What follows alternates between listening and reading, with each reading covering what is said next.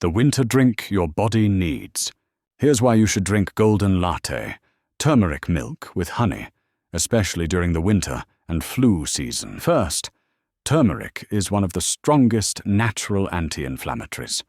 In winter, when your body is fighting cold air, stiff joints, and seasonal viruses, turmeric helps calm inflammation and support your immune system. Second, warm milk helps relax your body after a long, cold day. It supports deeper sleep, which is crucial because your immune system repairs itself while you sleep. Third, the honey. In winter, dry air irritates your throat. Honey naturally soothes coughs, moisturizes the throat, and supports respiratory comfort. But here's the key many people forget: a tiny pinch of black pepper. Black pepper boosts turmeric absorption by up to 2,000%, so your body actually gets the full immune-strengthening benefits. Here's the winter recipe.